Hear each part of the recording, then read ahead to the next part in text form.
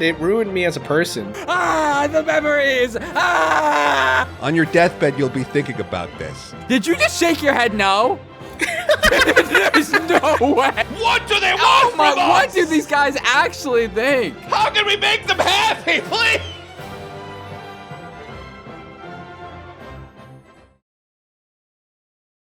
Hey everybody, welcome to a video game podcast. It's a podcast that just talks about games. It can be about anything. Just has to be about games. That's the only prerequisite, I think. We got our three hosts. I am Shesez. The one with the glasses is Asterios, and the one with the beanie is LimeJinjo. And Asterios, what are we talking about today? I'm thinking we're going to do a little thing that we like to call Power Hours. And, there's a thing that a video game does sometimes, which is a really mean thing. I remember when Dragon Age Origins did this to me. I don't remember how, but I clicked on something and it said, "You've been playing Dragon Age Origins for 96 hours." And I had bought it 2 weeks ago. That is how addicted I got to Dragon Age Origins. And there's something like that you could do in Steam, where you can sort your library by hours played. So, before the show, I asked Shesez and Jinjo to go to Steam, sort their libraries by hours played, and then maybe we can all just talk about the games that, whether we know it or not, we've spent huge chunks of our life playing. And maybe we could talk about what we could have done with that time instead. Learned the guitar, learned a different language, built a boat. I'd rather not do any of those things. I'd rather play video games. But that is today's topic, Power Hours. And Shesez, what's one of the toppest games on your list of hours played? What's one of the ones you want to talk about, and how many hours? Okay, so here's the one thing about my list, is that it's a little bit fudged because I would cover these for Boundary Break, and then I'd be playing them for hours and hours to get footage for the show, and I'd leave them on overnight because I'd come in the next morning to just keep going. So the number one is Dark Souls 2. That's a combination of me playing the game legit, and then also having those Boundary Break hours. So that ends up being my number one, which I was a little surprised by. But I would say, realistically, I probably put into maybe 100 to 120 hours into that game.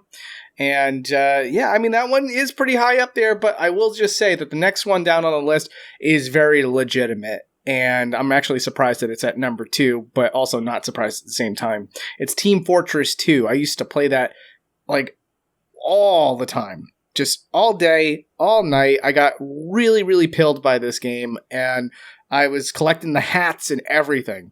Have either of you ever played Team Fortress 2? Jinjo, you go first. I think we need to wait until it's my turn to read my list for me to start talking about Team Fortress 2. Do we need to play Team Fortress 2 together? Is that what we were saying here? I haven't played in quite some time, but I would definitely be down to hop on Team Fortress 2 with you. But I want to ask you, is Dark Souls 2 your favorite Dark Souls? No, it's really good, though. I think that all the hate that it gets is absolutely unwarranted. I was going to say, because I heard it's controversial. Why don't what's the controversy? I don't know about this. So, it's, so Dark Souls 1 comes out, and it becomes a phenomenon. Everybody gets into it. Everybody enjoys it. They basically had to take a lot of time. If you've never played Dark Souls before, there's a lot of mechanics that you have to get acclimated to. You have to figure out. And then you have to figure out enemy patterns and everything else. It's a lot that you kind of have to learn, adapt, and grow in order to be good at Dark Souls. And then on top of that, it's got its own lore and everything. Here comes Dark Souls 2. It sort of does its own story. And then on top of that, they kind of introduce a couple of new mechanics that basically decide unless you have this stat, you're not really going to be good at rolling anymore. And also the directions on how you roll and stuff, it's going to be a little different. And also the amount of invincibility you have when you roll is determined by this stat and all this other stuff. So instead of adapting, instead of understanding it's like doing Dark Souls 1 all over again, where I don't know everything that there is to this and I have to figure it all out. and do what needs to be done and get good and understand. They kind of like wrote it off as, this is bad game. Bad game is bad because there was no rolling mechanic in Dark Souls 1. Well, I shouldn't have to do this. This is poop. And so like, once that started happening, they started nitpicking the game to high heaven, mentioning stuff like, well, if you take this elevator up, you go into a lava area. That doesn't make any sense. And it's like, who cares? Like, who cares? So it's like, they kind of like started tearing the game apart. There would be like large video essays about why Dark Souls 2 is actually bad, actually. And all these people that didn't figure out this stat mechanic all kind of dogpiled onto this video and basically wrote it as gospel. Like, oh, I knew I hated Dark Souls 2 for some reason. Now I know it's because of the lava thing.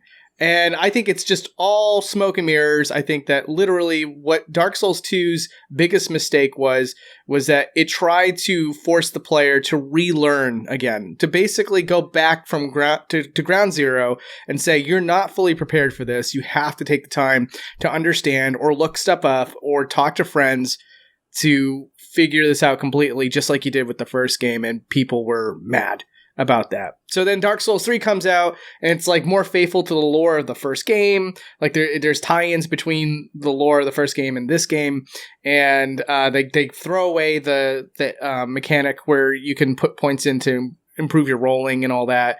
And so all the stats are similar to how it was with Dark Souls 1. And they make little tweaks that make it a little bit better combat-wise to Dark Souls 1.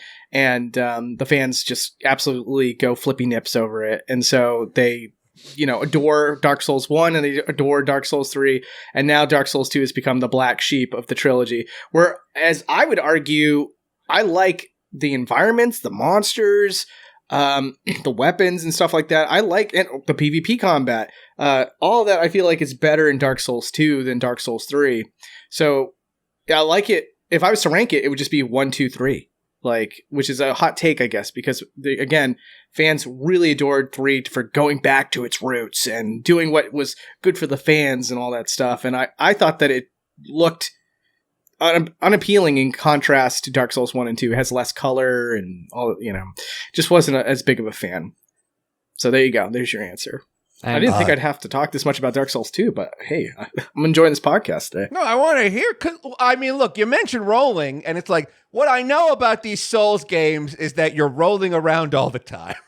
That's what I tried to play Elden Ring for an hour or two, and I was kind of just like, I can tell it's going to take a long time to get good at this, and I do not want to invest that. Remember, Jinjo, I bought that game for both of us because I was like, let's play this game on our show, and then I immediately returned my copy of it. I still have my copy. I still want to play it one day, but I played an hour of it and I made my character and stuff, but when we tried to do that episode when Elden Ring came out, I was in college, so I was already stressed out of my mind doing homework and all that college stuff.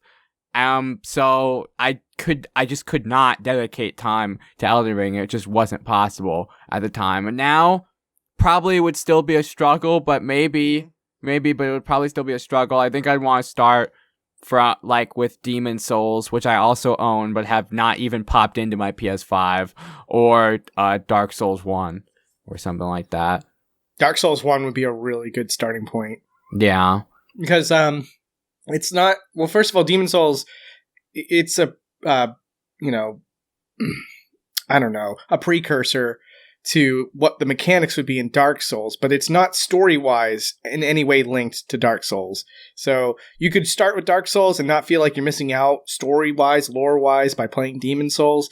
And on top of that, Dark Souls really steps up the game. Like, Demon Souls, it is clunky. There are mechanics that could have been shaped up to be better. And on top of that, you're selecting zones. Like, you got a hub world and you pick a level, basically. But with Dark Souls, one of the greatest appeals to that series, the thing that I love so much about those games, is that it's all one giant interconnected world. So it's not like massive like Elden Ring is, but it's a nice condensed, very thoughtful environment, world that you go to explore.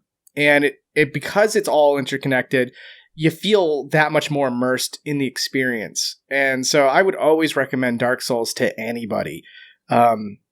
Ex-girlfriend, she was like, I don't want to play this. And then she started playing Monster Hunter. And I was like, why don't you just play Dark Souls? It's literally like the same idea, except there's a whole world to explore instead of these arenas. And so she gave it a chance, and she realized, yeah, this is peak. Yeah, like this is a great game. And she finished it. So big. And I will play with that with you, by the way. It is multiplayer. So if you ever want to play Dark Souls, let me know. I will play that with you. Okay, I'll let you know. Always happy to. I've always thought I will always love Dark Souls because one of my favorite mechanics in video games ever is rolling. I love rolling. I love when I can dodge roll and it gives me a couple invincibility frames. Every game with rolling makes me happy, makes me smile. I'm gonna mention this series. Sonic fan. I love this series, but I'm not the biggest fan of it, so it's weird that I've mentioned it almost every episode. I loved Kingdom Hearts 1 so much because you can roll in it. And then when I played Kingdom Hearts 2, I'm like, what is this? I can't roll! I can't roll! And you don't unlock being able to roll until like level 30, so I didn't like that game at first because I couldn't roll anymore. But, so I love games with rolling. I like to roll around. One of my games on most played on Steam has rolling. One of the characters can roll in it, and he's my favorite character. But we'll talk about that when I get to that game, because it's a little further down my list. But I love rolling, so I think I'll love Dark Souls when I finally get around to it. I mean, I know I've mentioned this on the show before, but like my entire strategy in Star Fox is to just never stop barrel rolling because it allows you to like deflect shots that hit your wings. So like literally the way it's like, it's kind of like, I am like this whirling dervish tornado of death with like double lasers. Like, I really do like rolling around and rolling around and rolling around and like kind of kiting enemies and having them follow you. But this is interesting because I did not know that, like, I don't know. When I hear about these Souls games, I just kind of all hear the same conversation, like really hard games where you have a big sword and you need to learn to parry or you'll die. Like, yeah, I can kind of understand gamers generally don't. It's interesting. They say they don't want more of the same. Like, they say they want the evolution of something. They say they want something different. But then sometimes if you give them something too different, they don't like that either because they're like, it's not the same. Like, it's different, and I wanted the thing I liked. So even though I don't necessarily agree with gamers who may not have liked the new Dark Souls 2, like, I can definitely understand. It's like gamers are creatures of habit. Like, they learn the thing, they want the thing. You guys know what I mean? Yeah. I know exactly what you mean. We've seen this before with Resident Evil 0 as well. Like, Resident Evil 1 comes out, you got this crate where you can store all of your items and stuff, and then you got the typewriter, and, you know, you got a single character, and you're going through, and you're just, you know, surviving with a single character. And like I said, every time you go to a new box, all the items you stored in the last box shows up in the new box. Simple enough, right? Well, with Resident Evil 0, I mean, well, first of all, before we even get there, Resident Evil 2 and 3 follows the same philosophy, design philosophy. And then Resident Evil 0 comes out, and it decides, like, hey, this is a survival horror game. Let's add some more survival elements to this horror game. And so instead of boxes, you now have this element where you can drop items anywhere you want and it'll stay there. And it adds a new element of, like, strategy. Because it's like, well, you can't carry everything all at once, and it's not going to come with you to every single area. So where is an advantageous spot to drop these items, and which items are you going to drop? And when you learn that mechanic, it's really cool. But because it's Resident Evil 0 and not Resident Evil 1, 2, and 3, and it's not doing the box, everybody craps on Resident Evil 0. Like, you will find almost unanimously, Resident Evil fans seem to hate 0, and one of the first things they'll cite is, I didn't get my box, you know? It's like, well, it's a survival horror game, buddy. It's more realistic too when you don't have your items just magically transferring to all these different boxes. Like there's like, if you take the time, it's kind of cool. But again, it's different, so they don't want to adapt. They don't want to like relearn a survival mechanic. They just want it to be all the knowledge that they learned from those first 3 games to carry over into every subsequent sequel, or easier. It seems like, because they seem to be okay with that too. The funny thing about Resident Evil and Change, here's a story that Shesez you might know, but I doubt Asterios knows, is that Resident Evil 4 had a very rough time coming out. Like, obviously it came out and everyone thinks it's one of the greatest games of all time, but originally Capcom's plan for Resident Evil 4 was Hideki Kamiya, who went on to make Bayonetta and stuff. Pretty sure he directed 2, I think. Capcom gave him the keys to make 4. He was like, all right, let's go. And they're like, you got more creative control this time because you proved yourself with 2. He was like, cool. Okay. So I want to go more action oriented.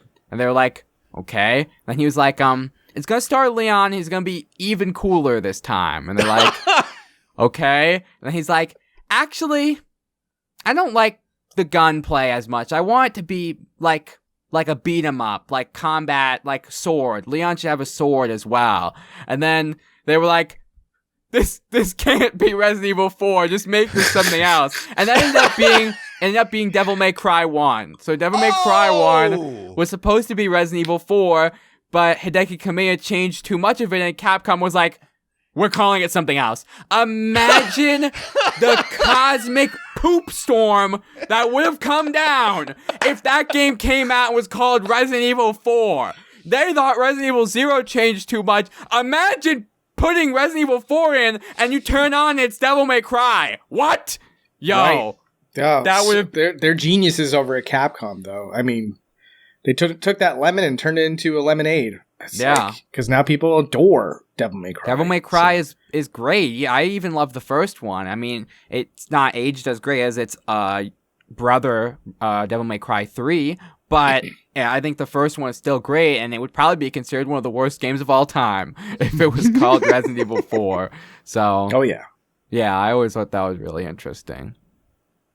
I mean, that's sort of just like also a testament to, like, not throwing away an idea. Like, you know, like my day job is I'm a writer. Like I write TV commercials and stuff. And like I've written like books and this and that and what I've written a lot of stuff.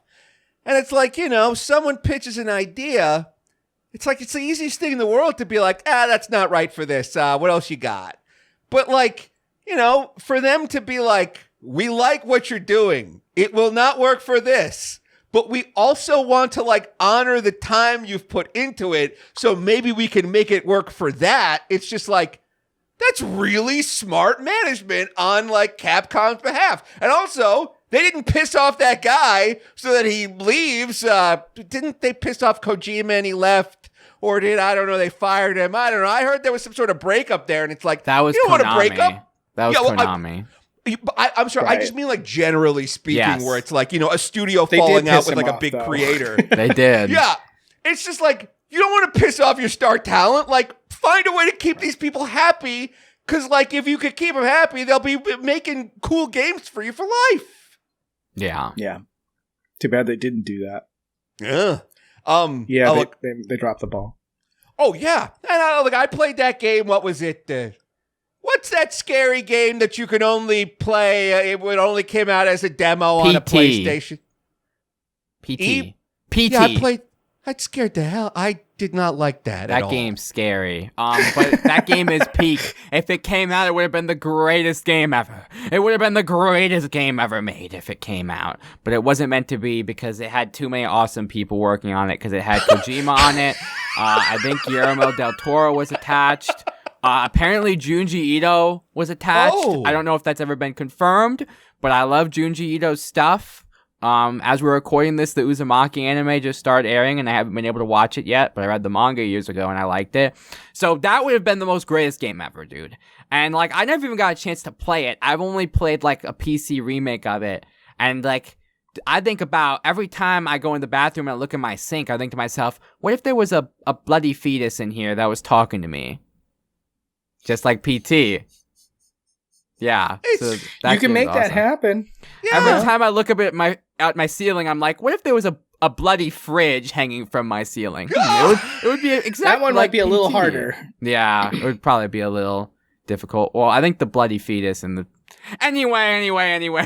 Look. What I'm saying is, it's just like I played this thing from beginning to end, and look, I understand that is all of the game that exists.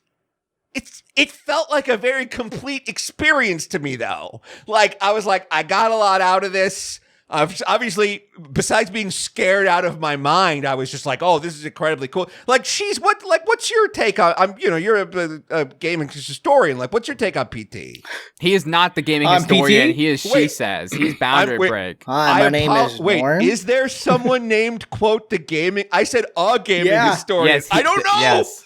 He's very good, There's too. a guy He's named the very gaming good, too. historian. His name is also Norm. Oh, And I like talks the name really Norm. nice. He's very slow and just talks like this. You know, Not even close. But He makes excellent documentaries. If you ever He want to does. know everything about Super Mario Bros. 3, he's the guy. he is the guy. He's the guy to And go to. but thank you. I'll take that title for now on this podcast at least. That's cool. But like PT, I think that it's a real shame that didn't come out. It did seem like, at the very least that they were going to be experimenting with some really cool ideas, stuff that I think would have really interested me. And I think that, like, with Kojima at the helm, he's always had a little bit of a sweet tooth for horror, as he's kind of placed it here and there in his action espionage games. So it would have been really cool to see him off the rails and just go all in on the horror element and see what he was going to do with that. I think that it would have been really, really cool. I think it would have pissed off Silent Hill fans at the end of the day. Because, again, I will just say this. I'll say this for the podcast. They are the worst fan base in all of everything. Oh, nah. Bro wants the Great smoke. games, though. Bro wants Great the smoke. games, though. He I just want to wants the say smoke. that the games are awesome. So for them to love them makes sense because they're amazing games. But the fan base themselves, it's like the worst. And I think that I would have loved it. I think that it would have had a lot of production behind it, and it would have probably been more inventive than what we're seeing in the horror genre right now. And I feel like we lost something special. And it's weird that no one was around at Konami to try to carry the torch to some degree. Maybe lose Guillermo del Toro or the guy from Walking Dead. I don't remember what his Norman name is. Reedus. But Yes. Norman Reedus with the fetus. And he did go on to be with a fetus. Yes, in a completely different game. That's nuts. I never even thought about that. This fetus was... completely. He moved on. Him and the fetus went on to a completely different But the game. fetuses were kind of giving different vibes, because Death Stranding fetus is yeah. And then the fetus in PT, I don't remember what it was talking about. Something about a girl in a skirt that worked. A very, very... He was a scary fetus. That fetus was scary. Well, I was going to say that fetus is just a very... that fetus has a wide range of acting, is what I was going to say. Okay, so it is the same fetus. You're confirming this. I'm just going to say that. It's just an amazing actor fetus. You've heard it here first. It is the same fetus. She says from Boundary Break has from confirmed. the gaming historian himself. Yes, the gaming historian has confirmed that the fetus from PT and the fetus from Death Stranding are the same fetus. Different universes, the fetus travels. You were already thinking in your head, I'm going to clip this for the intro. I was just saying it's really funny, but that's a good idea. I think I will. And I think I'll clip this too. I lied. Oh, man. What were you saying? Dude, it would have been a great game. It's so weird that they didn't even try to take like the framework from it and try to make like an approximate of what they were going for with the original project. Maybe they just didn't have enough of anything thought up to carry the torch. But yeah, it is a shame. I think that would have been really cool. I think it would have been a heck of a lot better than what we got with Death Stranding. Like, that game was sadly just a weird, unappealing, unsatisfying game. The first Strand type game ever. The only strand Is type the game so far. Strand type. It's a new genre, strand type game. A strand type game, yeah. It really did try to create an all new genre. And unfortunately, there's a reason why that genre didn't exist. Walking simulators actually are pretty common nowadays, unfortunately, so not entirely new. Before we move on with our power hours, I just want to say, Silent Hill fan base, listen, I know Shesez don't like you, but I'm gonna be on your side. Listen, I think that the voice acting in Silent Hill 2 was bad on purpose. I think you guys are right about that. And I also think it's true that James... You already lost them because they don't think it's bad. Oh, it's not bad. It's not bad. It was like that on purpose. My bad. And also, James was looking into the camera in the intro of the game. You guys are right about that. Mm-hmm. You got the guy. He doesn't think. They don't think that. They don't think that he was looking into the camera. I thought they did. I thought they thought that. No. What do they want? What do these guys actually think? How can we make them happy, please? There's nothing we can do. You can't. You can't make them happy. Asterios. That's the problem. They hate us. Now they hate all three of us. The amount of headcanon these people have is insane. It's absolutely unhinged. And I won't go too far into why I think that is, but I'll just say that like they are very, very hard to appeal to, and that's what makes them the worst fan base. Because Konami will be like, we spent 4 years making this for you, here you go, and the fan base will be like, no, it's not. It doesn't have this developer on it. It doesn't have this symbolism in it. Oh my god, they brought back this character? That makes no sense to me. It's like, oh god, just play the just enjoy your game. Just stop. It's like Bomberman. Bomberman had Pyramid Head in it. And all the fan base could do was just complain that Pyramid Head was in it. It's like, I can't believe the symbolism for James's infidelity or whatever. Like, they're probably ransacking me right now for saying infidelity instead of something else that it represents. But they kind of go into that rant, and then they go like, I can't believe it's been reduced to a Bomberman cameo. But it's fun. I can't believe they're like you've disrespected the triangle head guy. By the way, anytime there's a funny triangle head guy at Comic-Con, we will make that go viral on Reddit. Like just the other day, I saw a pyramid head in boxers, and everyone's like, "Oh, we love pyramid head." God forbid he can light and kick a bomb. Up dude, and Reddit gold, gold for everyone. Yes. All right. Yeah, speaking of gold, let's dig for some more gold in our lists. Jinjo, would you like to go next, or would you like me to? I'll go next. So I'll do. I assume we're doing a round robin or whatever, where one, blah blah blah. Even though Shesez technically did 2, that's okay. I'll do 2. I'll do 2, I guess, because why not? The first one on my list. With 1,480.2 hours, which you'll think is insane until I tell you what the game is Cookie Clicker. Do you guys know about Cookie Clicker? I used to think everyone knew about Cookie Clicker, but then I realized not everyone knows what Cookie Clicker is, and when I talk about it, it makes me look insane. It is like the OG originator grandfather of all idle games. So basically the idea of Cookie Clicker is there's this big cookie, and if you click it, you make 1 cookie. And that's your currency. 15 cookies and you can buy a cursor that makes 0.1 cookies per second. 100 cookies and you can buy a grandma that will make 1 cookie per second, I think. And you can buy all of these as you click the cookie more and more, and you buy buildings to click the cookie for you. It goes up and up and up. I've had this saved for probably 2 months now, and I make 1, I think, septillion cookies a second right now. So you just have to. It's weird. It's a very weird game. When you get far enough, the grandma apocalypse happens, and all of the grandmas revolt against you, and these weird, gross creatures called wrinklers start sucking up your cookie. But you actually want them to suck up your cookie. Because when you kill the wrinklers, they explode into more cookies. Then they sucked up from you, and there's a dragon. You can raise a pet dragon that'll help you boost the cookies, and kittens. Kittens give you milk that passively boosts your CPS, cookies per second. And the kittens, as you do kitten upgrades, they boost your CPS more and more. And the upgrades get crazier and crazier as you go.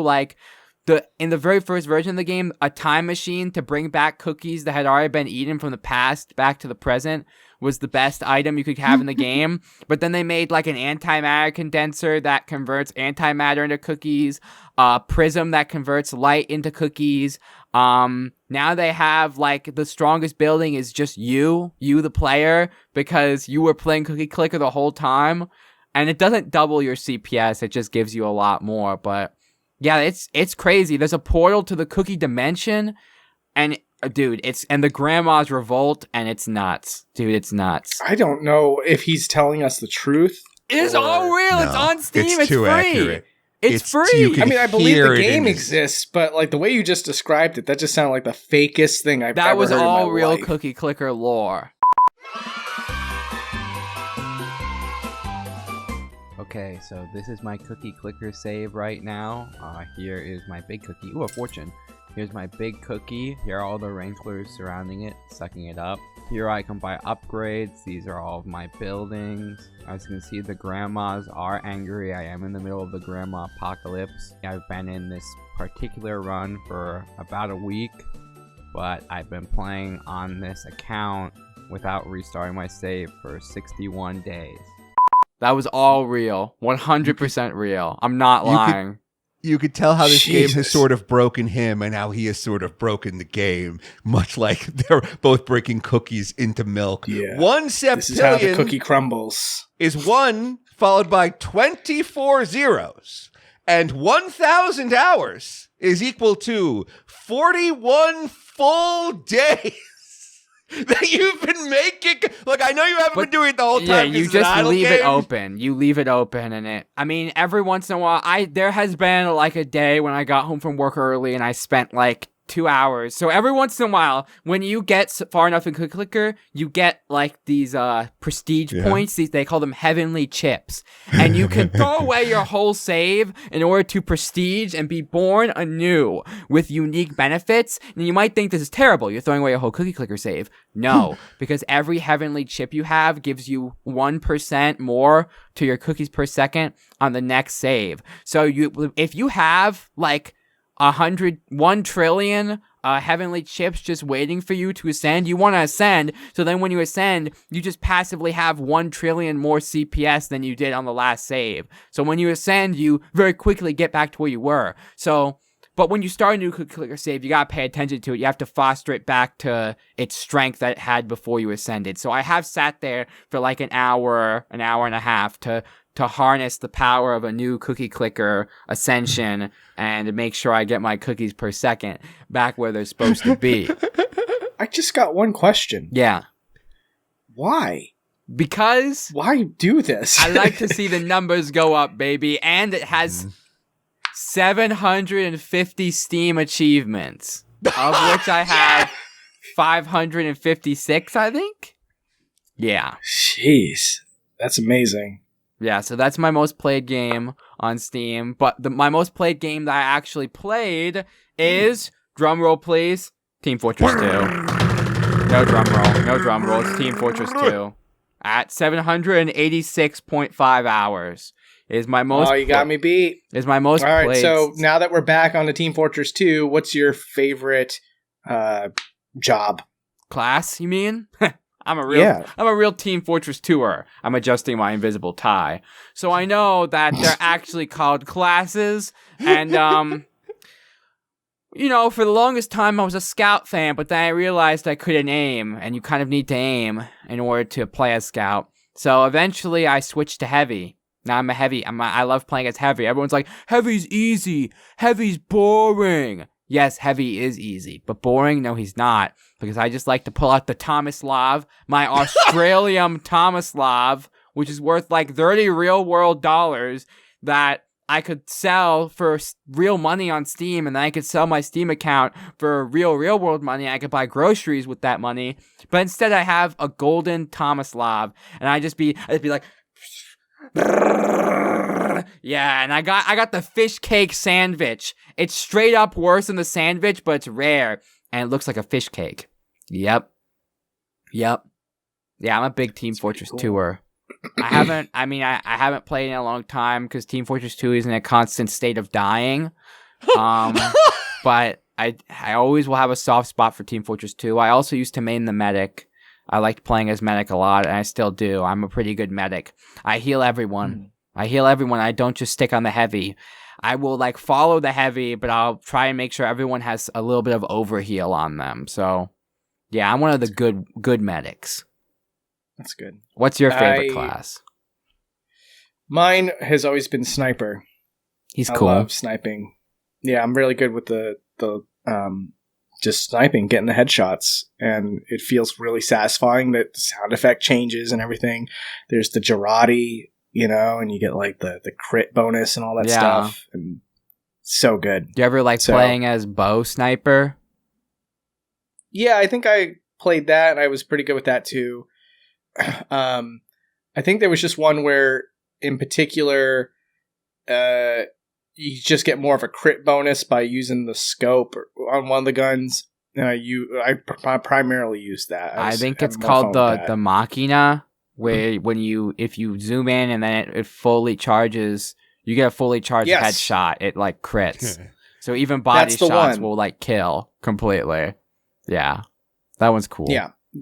Yeah, that I go for that usually, and I was pretty good with that. And outside of that, I would use Pyro once in a while. So that was my pocket.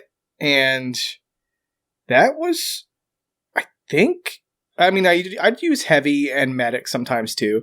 So there was a couple that I liked a lot, and there was a couple I really didn't like. I wish I liked Scout because I'm from Boston, I don't know how much you know about this game, Asterios, but the Scout. I know a lot about it. Oh, you do? No, but I don't want to interrupt. I want to hear from you guys. I like listening to you guys talk. We'll give you your turn as soon as exactly. She says I want to hear more. Talk to because I also like Boston. Yeah, I freaking love Scout. I had Nathan, who's the voice actor for Scout, on Boundary Break to do an intro, which was really like that's awesome. One of the coolest parts of doing what I do was getting him on, and yeah, but sadly, I just suck with Scout. Like, he's just so hard to use. It's just like a little fly going around, and like I'm not good at just being a pest. I tend to like stop and aim, and well, that's great for a sniper. It's not great for a Scout. So like, was never good with that one. The Spy was just a little complicated and too boring for me, and the Engineer was a little tough to use because everybody likes to harass the Engineer. So I got frustrated using that one just because every 2 seconds somebody would come after me, and I was like, oh god, this again. And so like yeah. So what is it? Soldier. Soldier was another one that I would use sometimes, but I wasn't the best with him. I wasn't good at Soldier. Yeah. Oh, and what is it? I should know all the names. It sounds like you just like all of the classes. Demo Man. Huh? It sounds like you just like you just named like all of the classes. Oh yeah, I'm trying to go through all the classes to kind of talk about which ones I like and which ones I don't. And Demo Man was another one where I think I was a little bit better with him than I was with Soldier. So, and that's all of them, I think. So, yeah. But my main was Sniper.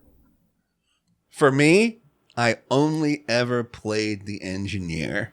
I remember I read like an interview with the devs from Hearthstone at Blizzard, and they were like, our research has found there are 3 kinds of gamers. There are 3 exact kinds of gamers. There are gamers who want to win at any cost and will like get deep into the meta and will like, min-max and this and that, and they don't care how they win. They just want to win. There are gamers that don't care at all and just want to have a fun time and play with everything, and they really don't care. And then there are gamers who only want to win in a very specific way, and they would rather lose playing the way they want to than win playing like a different class or a different strategy or a different play pattern. And I started playing it, the Spy, okay, you're in the skies, all right. The medic, okay, whatever, the heavy, you're moving a little slowly when you shoot the gun. But as soon as I found the Engineer, I was like, this is the best, and this is all I ever want to do. I would get killed all the time. I'm not a good team fortress. I was a drag on any team I was on. But if I'm like halfway across the map and all of a sudden I get a notification that it's like, you got a kill, like some turret I set up somewhere minutes ago managed to pay off, or some mines I put down, or a bomb I put down, that was worth getting one kill that I didn't see was worth getting killed 10 times because I was the engineer. I don't know what it is, but I'm such a big fan of, in a game, you have a little buddy that can kind of do some stuff. Like in Bloons, I really like the monkey engineer, because I like that he sets up his turrets and they can shoot this kind of nail or that kind of nail, and I don't know. I guess it's kind of like with Cookie Clicker, like it's fun to play a game and then have that game somehow play itself a little bit. I'm really into it. I have no idea if I have any hats. Like I'm trying to find out now, because I played it when the Orange Box came out. I don't even remember. Did I play it on PlayStation? I don't remember what I played it on. Bro, it is an old school TF2er. Yeah, I guess because as I'm growing, and eventually, first person shooters aren't for me. But, I don't know. There's a lot of people who are much better at than me. I'm kind of a fan of first player, single player games. Even with the Call of Duty games, I would buy them, I would play the single player mode, and then I would move on, which is infuriating to a lot of people, because they're like, the whole point of Call of Duty is getting into a lobby and yelling awful, awful things at each other. And it's like, yeah, that's why I don't do it. It sounds bad. But I hear later on that there are these guns and they're worth $30,000. And I'm like, what do you mean they're what? What are you kids doing? You're selling hats? What is this? What are you doing? The hats are expensive. The unusuals. They have purple I actually text. got one of those one time. Yeah. Yeah, I think it was like a bubble hat or something like that. Okay, bubble is one of the cheapest effects, but I'm still proud of you. Oh, okay. I can't remember anymore, but I got one, and someone really wanted it, so they gave me a whole bunch of stuff for it. And then in hindsight, we looked back and we realized, oh, yeah, I got ripped off. Yeah, unusual scammers are extremely common, and the item I said I own, the Australian Golden Tomislav, I get Steam friend requests every day because I own that thing. And if I accept any of them, they'll have in my DMs I'll give you 1 scrap metal for the Australian Tomislav. Or they have unique and effective ways to try and scam items out of people. They'll hack your friend's account and try to get you to give it to your friend as a trade verification in order to do it. It happened to a buddy of mine once. They hacked another buddy of mine's account, or they disguised as him. They changed their Steam and stuff to look like his. And then it was my brother who they were trying to get. And my brother was like, I know you're not him because he sleeps in until 2 p.m. and it's 11 a.m. You couldn't possibly be him. And then he didn't lose his unusual. But yeah, so they're crazy. They will actually if it's the most expensive unusual, they'll go really hard. But even $20 worth unusuals, they will do everything they can to scam you out of them. Related to that, there was this one time, it was Mortal Kombat 9 comes out. It's the first 2D fighting Mortal Kombat game in years, so many years. And every single retail store was doing a pre-order bonus. So Walmart, I believe, had Scorpion, a classic Scorpion costume.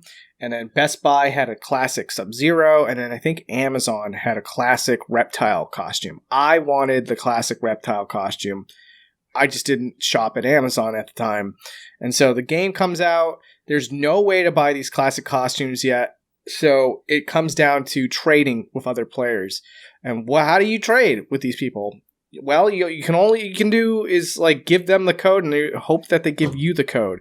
So literally, it was just like this guy DMs me and he goes like, you have the Sub-Zero code. I have the Reptile code. You want to trade with me? And I'm like, yeah, sure. How do we do this? And he goes, okay, well, we can count down like 3, 2, 1 and try to get it on this exact time and just give each other our codes at this exact moment. Okay. And I was like, okay. Huh. And, yeah, so he goes like the 3, 2, 1, and I gave him my code. Never gave me his. I lost my Sub-Zero code. So that was a visceral feeling. I was like, I just got scammed. That I lost sucks. my code. Don't have classic Sub-Zero. And I'm left with no classic Reptile. This is heartbreaking. Yeah, I was pretty bummed for like the entire afternoon. That's rough. That's worse than like any other, like that's trauma. Yes. That's real trauma. Did you get therapy after that? I still go to therapy for it. Okay, good. Answered my question immediately, like that. Bro was ready with it. I do want to say though, it speaks to like your optimism and trust in mankind that you did that. And I would hate to see that like snuffed out due to a terrible experience with a scammer. It's like, oh no, yeah, it did. It ruined me as a person. There's like, no, his beautiful whenever soul someone is ruined. He's become blackpilled. literally like, oh no, you know, I went on like this isn't gonna be a whole story, but I went on a date with somebody and like they were just like, oh, nice to meet you. Hi, yeah. Well, anyways, here's my phone number. Let's set up a date, like, and hang out tonight or something. And I'm like, that's really fast. I don't think you're a real person, you know? So I had to, like, I had so much doubt, like, that this person, the person was legitimate and real. But, like, yeah, like, I've become so distrusting that even something as simple as, like, hey, I'm willing to just expedite this date to tonight just seems like a sketchy thing that doesn't happen. It shouldn't happen. And then the real messed up thing is you went on the date, you met up, and she was like, I'll trade you my Reptile code for your Sub-Zero code. No! Brought back everything. The memories! And I was like, get out of my sight. I know what this is. I know you're kind. You want my Sub-Zero code? You can't have it. Not again. It will never happen again. Yeah. Get out of here. Yeah. Yeah. So, yeah. There you go. You found out that Shesez lost trust in humanity. He was that blackpilled. definitely happened at some point. This is this is actually sad. But you know, most people can't point to the exact moment it happened. So you got that too. We know the exact moment you lost your innocence. It's all because of Mortal Kombat 9 pre-order bonuses. Yeah, I've made mistakes after that too, for sure. It's just different types of mistakes that involved other people. Yeah. Well, as long as they didn't involve costumes, that's good. And all right. As long as they didn't involve special pre-order bonus codes of any kind, because those are the biggest mistakes. Exactly. Those are the ones. Yeah, I don't think either one of those. On your deathbed, you'll be thinking about this. On my deathbed, I might be thinking about the game I have the most hours in. This is going to be controversial for Shesez. I have 583.3 hours, all earned hours in Slay the Spire, a rogue-like deck-building card game. A card game? Bro. It comes back to this card game every podcast. I know. She says, did you say deck builders? I hate deck builders! Please put lasers in my eyes and fire out of my mouth. I hate chain of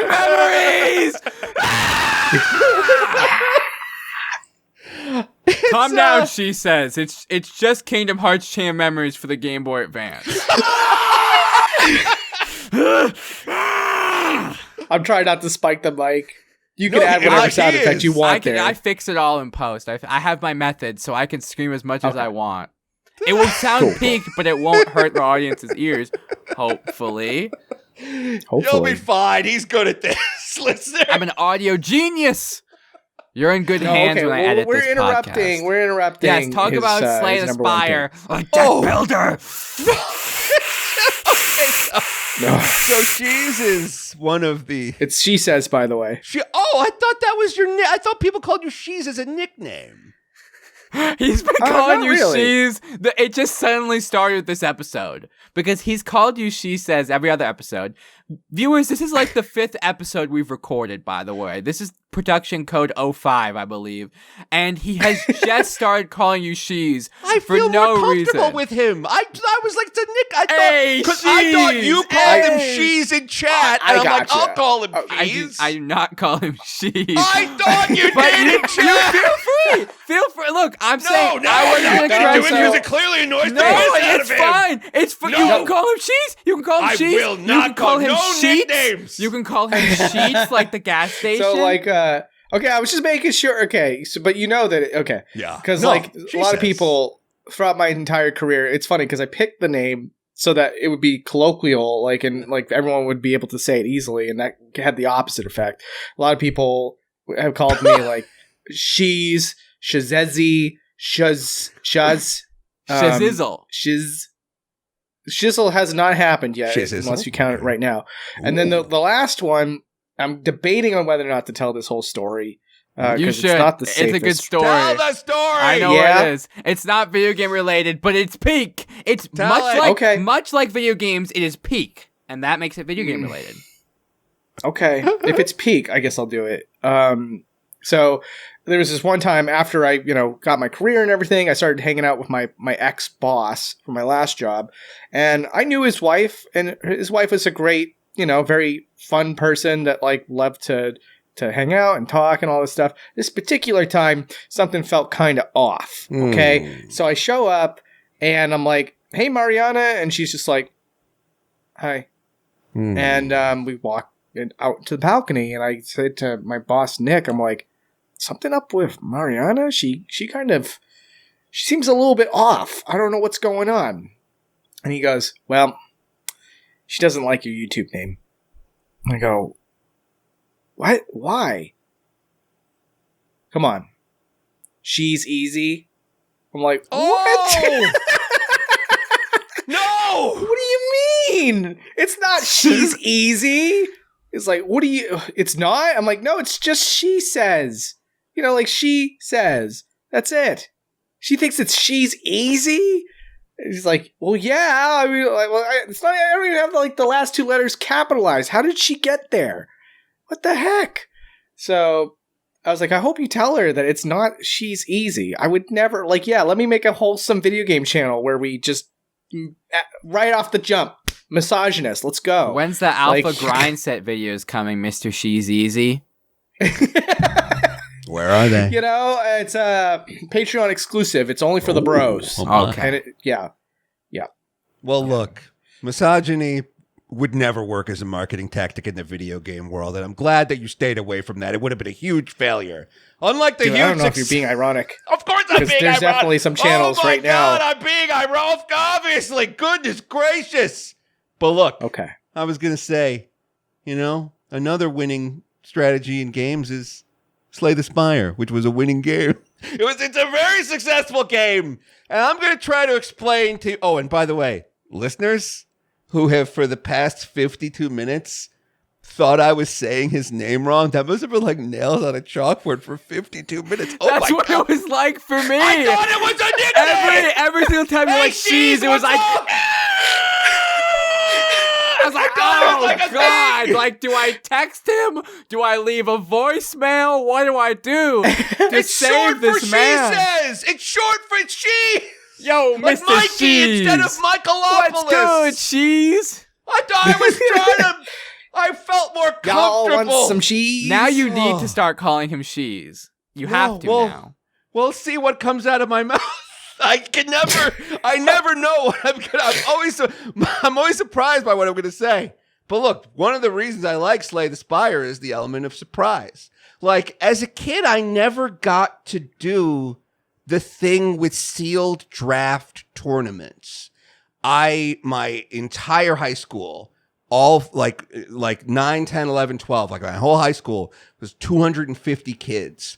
Like, I grew up across the street from a gigantic wheat field next to another gigantic wheat field. Like, I grew up in the sticks, like the STIX sticks. And I'm reading online and in these magazines about these sealed booster draft tournaments. Can you explain what a sealed booster draft tournament is for someone? That's your question. Okay, thank you, because I was scared and confused. I was going to ask, how do you get that accent while you're surrounded by wheat fields? Do I have an accent? Yeah, you got that Does New he have an Yorker accent? I do? Let me see. Yeah, a little bit. Hey, it's me, the Asterios Coconos. That's more British. The problem Mario. guy. I love talking about Mario with my buddy Shesez. Oh my god! Oh my god! I love corn mazes. I'm the problem guy. I mean, I do like corn mazes. I love them, in fact. Hey, what are you doing out here in the wheat fields? Come on! Well, I do like calling people over here. Okay. And I do like drinking water. All right, but so look, so here's the idea behind a sealed draft deck booster, whatever. You get to the nerd store, which they didn't have, obviously, around me when I was growing up. Like, the closest place you could buy Magic cards was like an hour and a half away. Like, we would buy them on vacation, and you get there, you pay like $20, and it's a tournament. And you're given a couple of booster packs of Magic the Gathering or whatever, or Pokemon, or Star Wars, the Decipher Star Wars customizable card game RPG, or the Babylon 5 RPG, or whatever. You're given like some booster packs, and it's like, that's all you have. You can't build your own deck. You can't bring in your own deck. You can't bring in your like winning white weenie deck or your green trample growth deck or your black one. It's like, you have the cards you have, and you have to do the best you can. And that just always seems so cool to me. Like, the idea of like, we're building this plane in midair. Like, we've got to like think on our feet and like fly by the seat of our pants and like hope we can somehow combine these like 90 random cards, because we bought 6 booster packs, combine these like 90 random cards into something that can get me first place. Because if you get first place, you win more cards. And that's what all we all want, is more cards. Does that make sense to you guys before I keep going? Yes, I completely understand this concept. Okay, thank you. It always seemed so cool to me, but I couldn't do it. And then everyone's talking about some game, Slay the Spire, and I start playing it, and I'm like, oh my god, it's that. It's a thing where I'm starting out with almost nothing, and I gotta build this deck one card at a time. Because in Slay the Spire, like, you play a little character, much like in Magic the Gathering, much like in a lot of RPGs, you've got this many hit points. You can throw up this much block. You can attack this much a turn or whatever. But like, a lot of your moves are determined by what hand of cards you get. And then you kind of slow, it's sort of like, imagine like the Super Mario 3 style map where like you're going from node to node to node. You can make choices. Do I want to go left? Do I want to go right? And it's all leading towards a boss. The point of Slay the Spire is you are slowly climbing a giant spire full of terrifying monsters.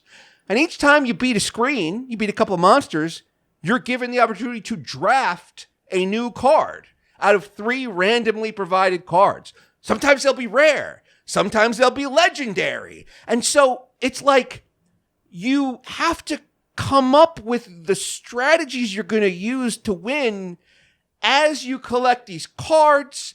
And then sometimes like halfway through, you're like, oh crap, like I wanted my strategy to be like super defense. Like, I want my character to be able to throw up 80 block a turn.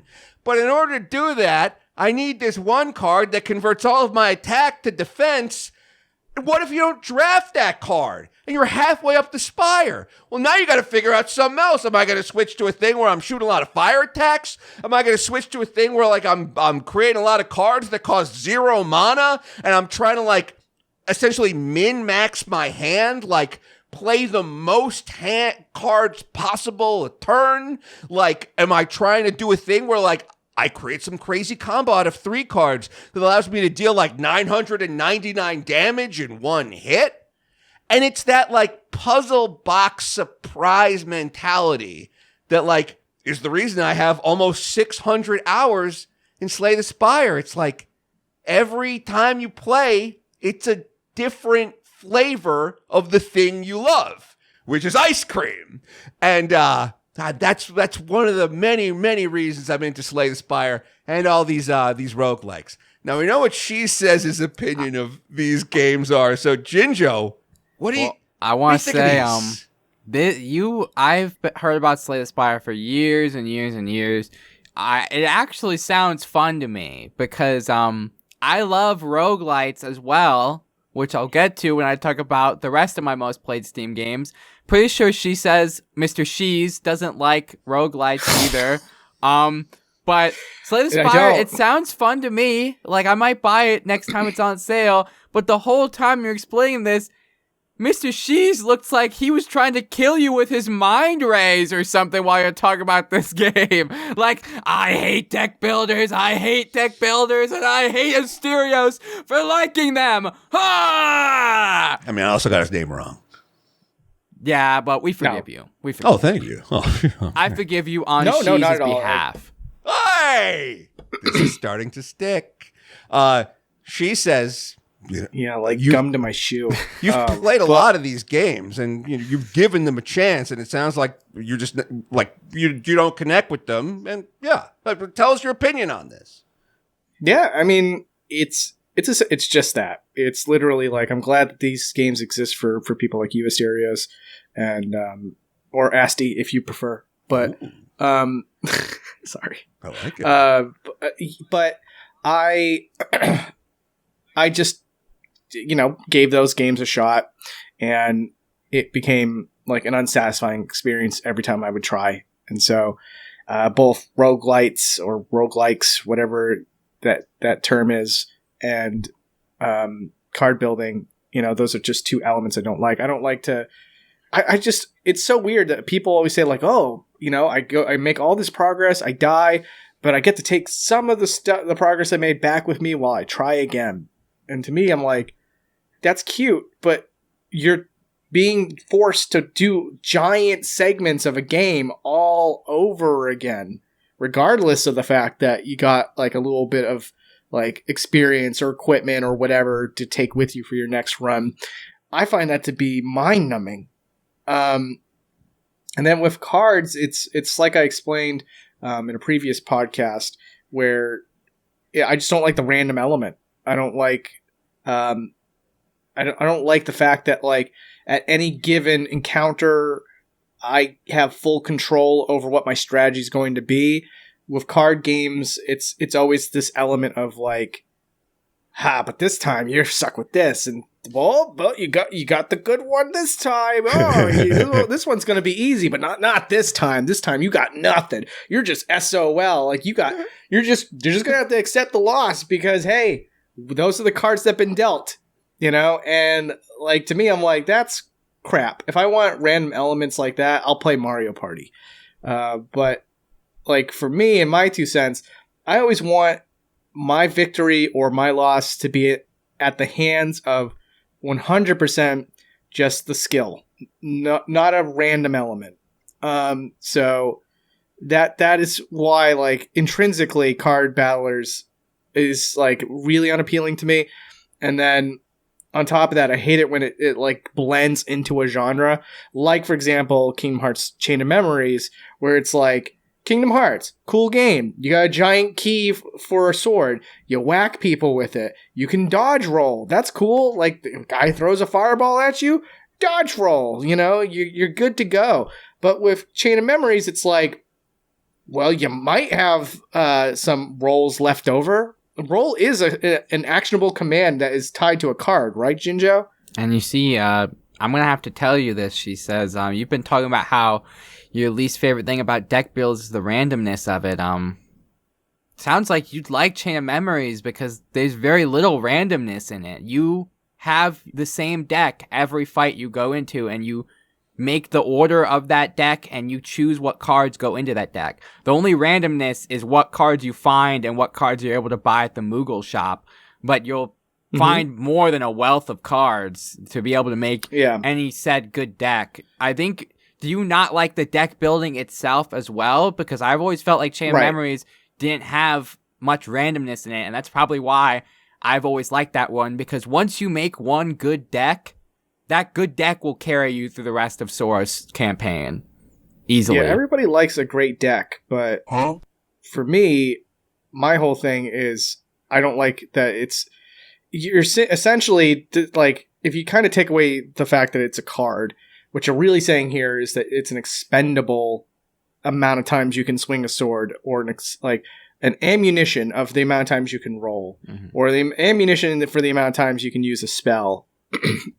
I mean, well, that's kind of true in the original game as well, because of the mana meter and stuff, and then you can, like, use items and stuff to refill your mana.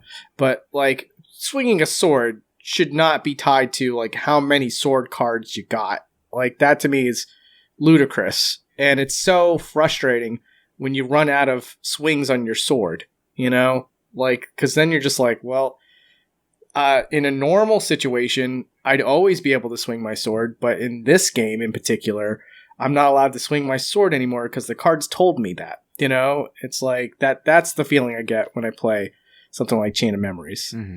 So. I understand. And I think I might have found it in my heart to somewhat a little bit respect your opinion. Well, I appreciate that. I want to jump in and back up something that Shesez said, which is there's this other roguelike deck builder, and I believe like James Garfield, who was the designer of Magic, it's one of the guys behind it. It's called Rogue Book. I think it came out in 2023, or maybe that's just the last time I played it according to this thing. But it's like, here's something I don't like about roguelike deck builders, and I'm sure that I don't know a lot about roguelikes in general. I only know it in the deck building sense, but it's like the first time you play Rogue Book, it is impossible for you to win because you have to play it and die and then gain enough crystals to unlock a thing that gives you a little more health. And then you play it again and again. It is impossible for you to win. And then you get more shards or whatever, and now you can go across the map a little further. And it's kind of like, well, if there's no way that I can win this game on the first game, then the game is fundamentally unfair. Like, I should be able to play this and win this on my grit and talent and luck. It's similarly, like, I always hated that first level in Mega Man X where, like, there's the guy and no matter what, you can't beat him because it's important. Oh, I always hate this in games where it's important to the story that you lose, so therefore you have to lose. And it's like, no, what if I'm great? Like, what if I am a kick-ass gamer who can bring down the Dr. Cossack's guy? I forget the name of the thing, but that always bothered me. Yeah, I think that's cool. You can go first. What? You can go first if you so choose. Well, I was just gonna nerd out for a second and say Dr. Cossack is the pseudo villain from Mega Man 5. Oh, and Mega Man X. It's Sigma, right? Sigma male. Sigma male grind set. I think it is Sigma. Cool. Sigma male grind set, yeah.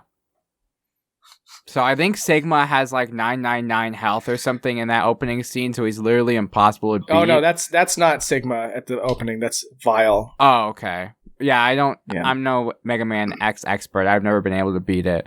But I'm fine with that trope when the boss is actually like not easily beatable, but beatable. Like if you replay the game and now you're better at it, then you can easily beat him. Like in Kingdom Hearts 1, when you fight Leon at the very beginning of the game. Oh, I love he's that. He's supposed to beat up Sora, but now on like every time I replay the game, Leon's like, I'm gonna beat you up, and then I'm like, and then I win every time. I'm good at it at this point. Like I can easily beat him. That's awesome. But I do love it when games. It's like, yeah, I love the opposite, where it's like the game acknowledges that you took the skill and managed to beat what was supposed to be an unbeatable task, like Leon from Kingdom Hearts. And another example, although it's sort of like a halfway point, it's a little bit of a compromise, but in Super Metroid, when Ridley steals the Metroid, he's supposed to spank you, and it's supposed to be a symbol of how weak you are and how you need to build yourself up for that fight in the future. But if you're good enough, you can actually get him to do a special scene where he's like trying to take off, and he drops the Metroid for a second and then kind of swoops back down and grabs it and takes off. So it's supposed to be like a little bit of a kudos to the player for being like, wow, you were not supposed to actually win this fight, but here, we'll give you this, you know? So the stuff like that's kind of cool in some ways when you can make a challenge out of it. But I am with you, Asterios. I don't like it when straight up, like, I'm like, oh, I know I can beat this guy. I know I can, but the game has decided I can't, you know? Yes. Like, I got this strategy on lock. This is like, straight up, you give me the chance, I'll win this fight.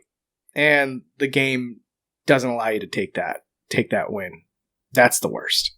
There's just one more example of this, is Chrono Trigger. Like, there are these two. So, like, Chrono Trigger starts at this thing called the Millennial Fair, which is, and it's, you know, it's like in the year 1000 AD. So it's like, oh, it's fun. It's like this little like medieval fair. But there's this like inventor girl, and she's like, I got these teleportation pads. Hop on the right one, and then it'll send you to the left one. And if you choose, you can hop on the left one. Which, and by the way, she says, if I messed any of this up, please correct me. I believe. Okay, well, so then you're supposed to start on the left one. Oh. Takes you to the right one. Yeah. And then I think what you're trying to say is like the ability to go straight to Lavos. Yes. While going on the right one. Yes. Yeah. So like a New Game Plus, you can do that, which is really cool for sure. But I was gonna say, like, I think like a better example in that game is that there's a point where you finally fight Lavos, and there's. I guess I don't want to spoil it for people that never played Chrono Trigger, but there's a pivotal scene where you fight Lavos and you're supposed to lose. Yes. And with enough leveling up and enough strategy, you could literally beat the game right then and there without a New Game Plus. And that is crazy. Like, it.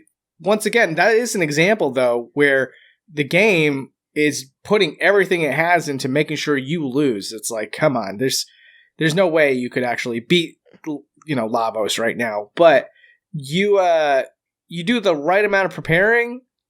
I think like you can even glitch for a certain item some people suggest or something like that. You could beat Lavos, and the game will just straight up give you the clear conditions to see the credits and everything. So I always thought that was super cool. But also just a great example of like a game. And that's what makes Chrono Trigger like one of my favorite games of all time, by the way, where it's like a lesser game would be like, no, you have to lose. But Chrono Trigger is straight up like, we're going to definitely make sure you lose. But if somehow we messed up somewhere along the line and you somehow beat this boss, whatever, man, we'll roll the credits for you. Because it would be unnatural for you to be able to beat the last boss right now. So I love the game for that.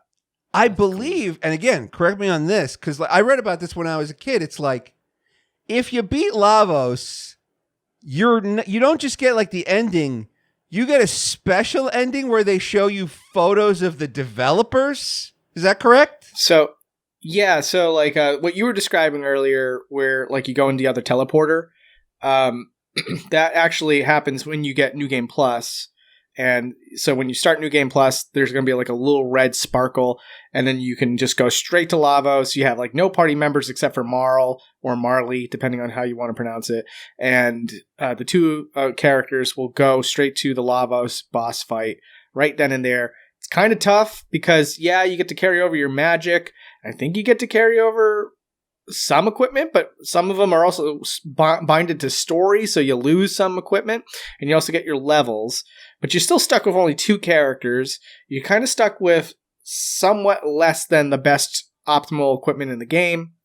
And if you beat Lavos right then and there, you get like this special developer ending. I don't know, might not be the first game to do this, but it's an ending sequence where you can walk around and talk to like NPC and enemy sprites, but they are tied to the names of the developers, and the developers got to actually write messages that they wanted to say to like, you know, whoever's playing the game or whatever. And so it's really cool. And then like the cherry on top to all of that is that the dream team, the ones that like all got together to make this incredible game even possible. The guy from Dragon Quest, Yuji Horii, the guy from Final Fantasy, Hironobu Sakaguchi, and then the guy from Dragon Ball, Akira Toriyama. And then also off to the side is the and not a special sprite, but still he's in that room. It's Nobuo Uematsu, I believe. I could be wrong about that actually, but famous Final Fantasy composer. They're all in the same room, and they have like these special sprites made to look like their image. And like, yeah, they give you like their own special message too, which is really cool. So yeah, love it for that. Love Chrono Trigger. We could talk about Chrono Trigger for days. I would love that. Yeah, I just always thought that was so neat when I was a kid, that it was like, all right, it lets you, it's going to reward you for doing something like seemingly impossible. And then also, that's the first time that you're kind of like, oh, there's a bunch of old people behind this thing. Like, you know, and obviously, I mean, like, I'm 8 or 7 and I'm renting this thing from Front Row Video, which was the name of the video store in my town. And like, and you're like, oh, I thought gaming was just for kids. But like, these adults like gaming too. And they put in little messages and like, the other thing I like, and I'm a sucker for this, is when they're like, these are all the babies that were born during the development of this game. Like, these are our developer babies. It's like, oh my God, they spent years of their life. Humans were created during the genesis of this thing. Yeah.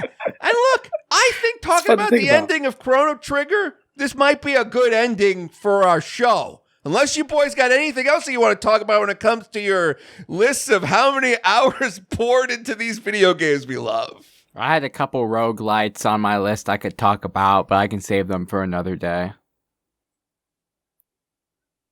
Oh, darn. Well, yeah, we'll definitely get to it for sure. Hater. Absolute hater. Just a...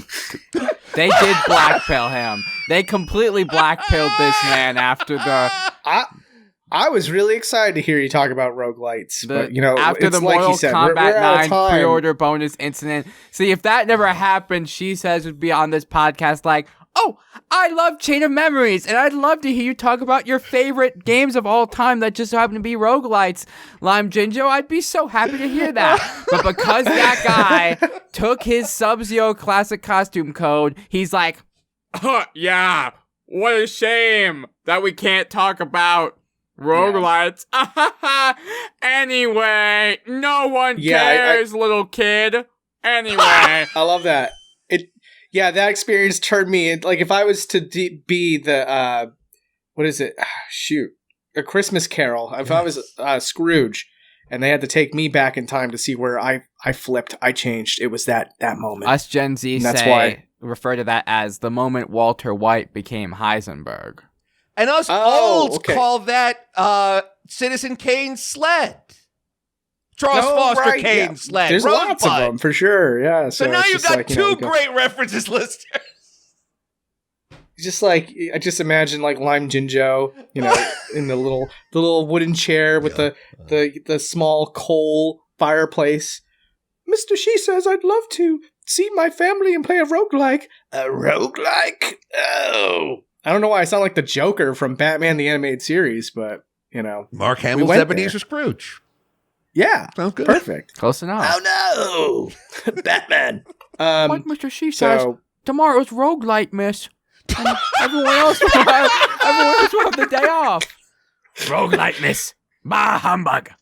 If you're going to die in a roguelite and restart your whole run, then you best do it and decrease the surplus roguelite-ulation. Yeah, it decreased the active player count or something like that.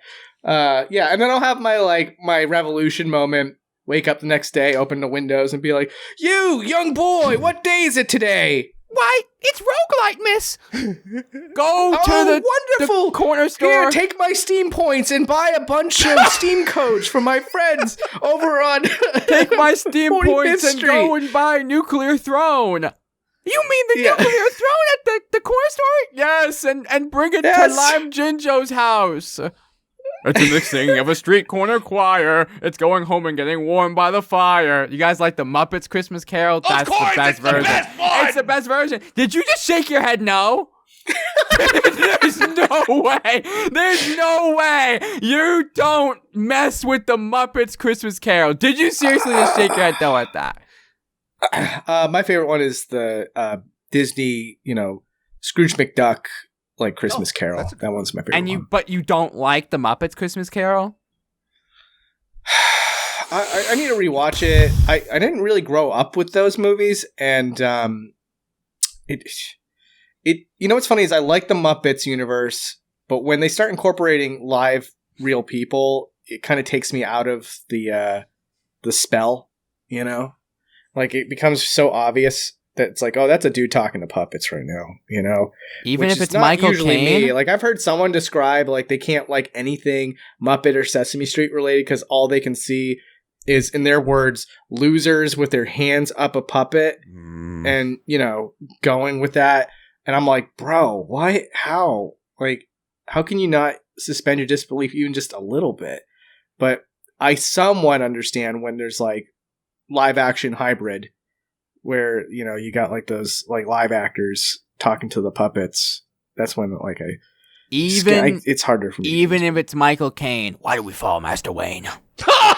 So we can get back up. Even if it's Michael Caine. From Jaws 5? Yes. Playing Jaws Scrooge. 5. It's true wherever he's a great Scrooge. Love. He's a great Scrooge. It's one of my favorite movies of all time. Dead serious. Whoa. Not a bit for the podcast. Okay. Ask my friends and family what LimeJinjo's favorite Christmas movie is, and they might say The Nightmare Before Christmas. But they might also say A Muppets Christmas Carol. Also, please don't ask his friends or family. Don't bother them. I was speaking. Find out where they live and talk to them. I was speaking directly. She says, "Viewers, please don't ask my friends and family. Just take my word for it." Mrs. the Jinjo, I got a question for you. Who is this? Now, there's some debate over here. Does your son like A Muppets Christmas Carol? Who are you? It's what? Get away from me! It's like she just goes over. You just hear her beating you in the background. Yeah. I swear I didn't say. I said I like the 1947 movie, Mom. I swear. Stop hitting me. Put down the belt. It just got real. All right, well, this is a great spot to end the podcast. What just happened here? You got fictionally beaten up with a rolling pin, son. Welcome to AVGP. This guy might just have a little more trauma than the Sub-Zero classic costume code he lost. If we could get him that costume back, I had a great childhood. If we can somehow get him that costume code, he'll start wearing rainbows. What if a viewer is just like, she says, I still have a Reptile classic costume and a Sub-Zero classic costume code I've never used, and you can have them. Literally, next podcast, he'll be like, give all my Steam points and buy The Binding of Isaac Rebirth and give it to LimeJinjo. It is the season of the heart. That would be the sweetest thing if someone actually got me a reptile code. I don't know if I could do anything with it now, but like most codes don't expire until 2099. So if someone still has a code unclaimed, it hypothetically would work. As long as it was a PS3 code, because Xbox 360 shop got shut down a couple months back. Exactly, yeah. And that's what I originally played it on. But and we'll never fix the black. I mean, I think I have it on PlayStation 3 now as well. Maybe? I don't know. All right. Well, anyways, I think that this is probably a good spot to end the podcast. What do you guys think? Okay. Let's wrap it up. Let's wrap this up. Let's go get some shawarma. I'd love to. All right. Well, anyways, guys, thank you so much for listening to the podcast. I had a great time today. I hope that you two did as well. I love a little bit of chaos amongst the camaraderie. And I feel like that this was like the perfect episode for that. So, anything else we want to add? We don't really do outro stuff. Come on, tell us. Yeah. What game do you have the most hours in, listeners? And how many hours in it? We would like to be able to make fun of you. If it's a roguelike or a card a card game, I will go on my main account, and I will definitely. I almost said something wicked wrong. Rumor says I only learned that about it if recently. your favorite game is a deck builder, she says we'll find your full legal name and address, and he will use his million subscribers on his main channel to dox you. I've heard about this. To death. I promise. To death. I promise. So don't be going in the comments saying, my favorite game is Yu-Gi-Oh! Forbidden Memories for the PlayStation 1. Laser eyes, kill them instantly. Boom, dead. No, I won't be doing that. Let's make a pact, me and you, viewer, that I won't dox you and you won't dox me. That's all I ask. Hey, that sounds like a good. Sounds like a good deal to me. Yeah, YouTubers don't ever think to do that, but like I think that as long as you make that pact with the viewer, it doesn't. They respect. No it. YouTuber, all right, guys. No streamer has ever gone on stream like, guys, please don't swat me, please, please. Maybe if they did, they wouldn't get swatted so much. Yeah, no one's ever just asked. Gotta say like, hey, listen, you don't swap me, and I won't swap you. Good trade. Sound like a good deal? The golden rule. Yeah. All right, guys. Everybody, on the 3, 2, 1, say goodbye. 3, 2, 1. Goodbye. Bye.